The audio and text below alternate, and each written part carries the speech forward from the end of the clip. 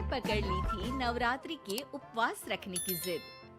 9 माताओं के लिए 9 दिन व्रत रखूंगी। मैया की भक्ति में शक्ति है। मैया हमारे परिवार को अपना आशीर्वाद जरूर देंगी। लेकिन अपना शरीर तो देखिए माँ जी, आपका एक पाँव घर में रहता है और एक पाँव डॉक्टर के यहाँ। फिर से बीमार हो गई तो जय माता दी के साथ राम नाम सत्य भी। अरे राम राम राम, कैसी बातें कर रही हो बहू। राम नाम सत्य हो मेरे दुश्मनों का। मुझे व्रत रखने से मत रोको बहू। वरना देवी माँ नाराज हो जाएंगी। नहीं, तुम्हारी सासु माँ नाराज हो जाएंगी। अरे पर माँ, भूखे क्यों रहना है? देवी माँ थोड़ी ना चाहती होंगी कि उनके भक्त भूखे रहें। और आपकी तो सारी मनोकामना पूरी हो चुकी है ना माँ। लालच है बेटा, लालच बुढ़ापे में भी खत्म नहीं होती। अरे तुम चुप करो जी, तुम्हारी भी उम्र है भक्ति भाव करने की। ज्यादा बड़बड़ की ना तो तुमसे भी उपवास रखवा लूंगी। हाँ। अरे रौद्र रूप क्यों धारण कर रही हो मेरी माँ, रख लो व्रत। ठीक है माँ, बस अपनी हेल्थ का ध्यान रखना। अरे उसकी चिंता तुम मत करो बेटा। मैंने टीवी पे देख लिया है कि व्रत में क्या क्या खाने से शरीर में कमजोरी नहीं होती। अच्छा ही है, वरना ऐसा ना हो कि 9 दिन के बाद तुम मैया के द्वार की जगह सीधा हरिद्वार। अरे तुम मुझे हरिद्वार क्यों भेजना चाहते हो? क्योंकि अब तुम्हें मायके तो भेजने से रहा। बाबूजी, क्यों माँ को परेशान करते रहते हो? अच्छा माँ, ये बता दो कि आपको व्रत में खाने के लिए क्या क्या चाहिए होगा? सास के सामने सब हार जाते हैं। माँ के कहे सामान को बेटा लेकर आता है। नवरात्रि का पहला दिन है।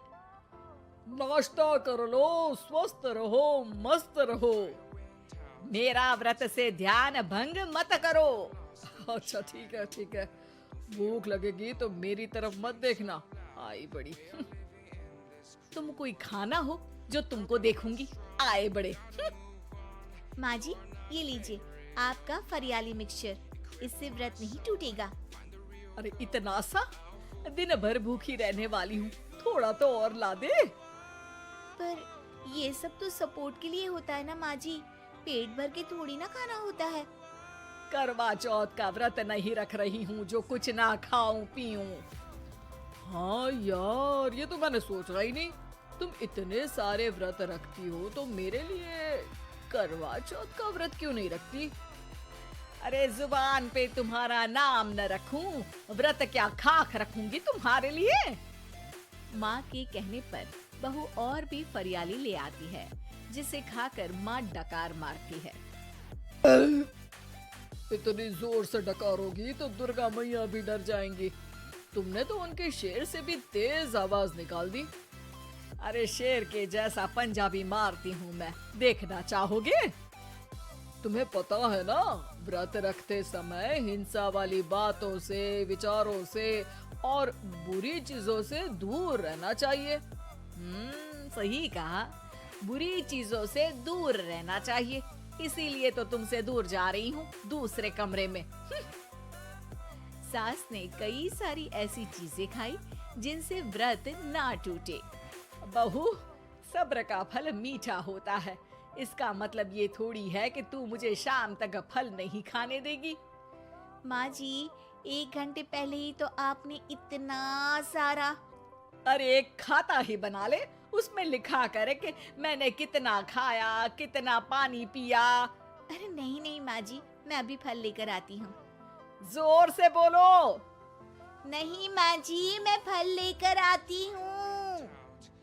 अरे ये नहीं, जोर से बोलो, जय माता दी।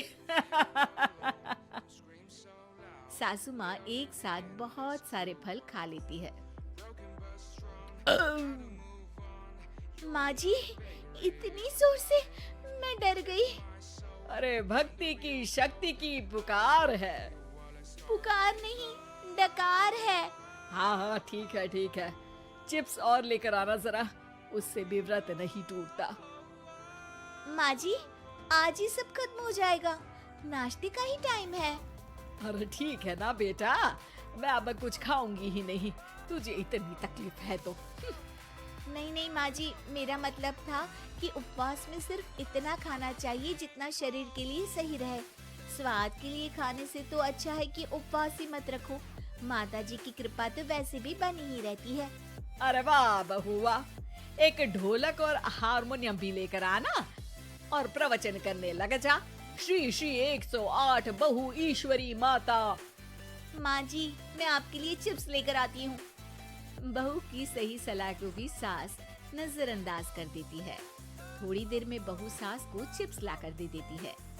आलू की चिप्स, आहा, मजा आ गया। आलू किसी भी सब्जी में चला जाता है। आलू पनीर, आलू पालक, आलू टमाटर, आलू भिंडी और तो और पराठे में भी चला जाता है। वैसे ही इंसान को भी हर स्थिति में आलू जैसा होना चाहिए। थोड़ी देर में वहाँ ससुर जी आते हैं। क्या चिप्स खा रही हो? अरे नहीं जी, दिख तो चिप्स ही रही है। अरे तो पूछ क्यों रहे हो? अरे गुस्सा क्यों हो रही हो? उपवास में गुस्सा नहीं करना चाहिए।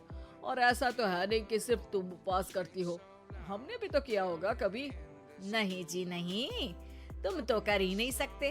तुम उपवास में भी भेजा खाओगे और भेजा खाने से उपवास टूट जाता है। अच्छा थोड़ी सी चिप्स मुझे दे दो, मन ललचा रहा है। नहीं, उपवास के लिए है। तुम अपना खाना खा लेना जो भी बने। पूरा दिन सास कुछ न कुछ खाती रहती है। जैसे ही रात होती है, बस उपवास हो गया, अब मैं खाना खाऊंगी। जो दिन भर से खा रही थी उसको क्या बोलते हैं? बाबूजी क्यों माँ को परेशान करते रहते हो?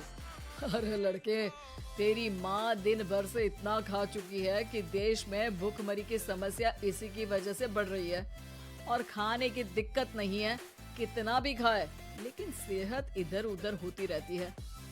कुछ ऊपर नीचे हो गया तो तेरी माँ खाने के बाद हाथ धोएगी और तू अपनी माँ से हाथ धो बैठेगा। अरे इत्तू सा तो खाया था, उपवास भी ना तोड़ू क्या?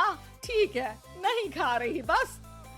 अरे बहू तुम ही बताओ, ये इत्तू सा मतलब कितना खाया है इसने? ना जी ना, मैं कुछ नहीं बोलूंगी। खाना दे रहे हो या नहीं, या 9 दिन बिना जल के उपवास रख लूं? देने के लिए धमकी अच्छी है, सुनने में भी डरावनी लग रही है, पर जैसे तुम्हारी जुबान में स्वाद का खून लगा है ना, तुम भूखी नहीं रह पाओगी। मैं कसम खाती हूँ जी। अरे देखो, कसम भी खाओगी तुम। अरे कुछ और दे दो इसको खाने को। ये ले, दाल चावल खा ले बस। डॉक्टर भी कहते थे कि माँ को आए दिन पेट से जुड़ी समस्या रहती है। बस इसी के लिए घर वाले पहले उन्हें उपवास नहीं करने दे रहे थे, लेकिन जब उपवास करने दिया तो माँ ने इतना फरियाली खाया कि घर वालों की चिंता बढ़ा दी। और जैसा कि घर वालों को डर था, अगले दिन उनकी तबीयत खराब भी हो गई। डॉक्टर को बुलाना पड़ा। अरे जितनी बार आप बीमार होते हो उस हिसाब से तो मुझे एक क्लिनिक आपके घर में ही खोल लेना चाहिए। या फिर क्लिनिक में ही इनका एक अलग कमरा बनवा देते हैं डॉक्टर साहब। बाबूजी, पिताजी, मेरे जनक, क्यों हमेशा मजाक करते रहते हो? डॉक्टर साहब, माँ का पेट खराब है। क्या खाया था? जो मिला जो दिखा सब कुछ। अरे बस भी करो जी। बस तो तुमको करना था खाते वक्त। देखिए, खाना अच्छी बात है और उपवास भी आदमी को रखते रहना चाहिए, लेकिन तब जब शरीर लायक हो। पहले दिन ही बीमार हो गई तो 8 दिन कैसे होगा? आप व्रत मत रखो और खाने पीने पे ध्यान दो। मैं गोलियां दे रहा हूँ। आप भी कुछ खाने को ही दे रहे हो? हाँ, इससे जल्दी ठीक हो जाएंगी। समझ गई हैं आप? अब तो ठीक ही होना है ना मुझे। जोर से बोलो। जय माता दी। जय माता दी। जय माता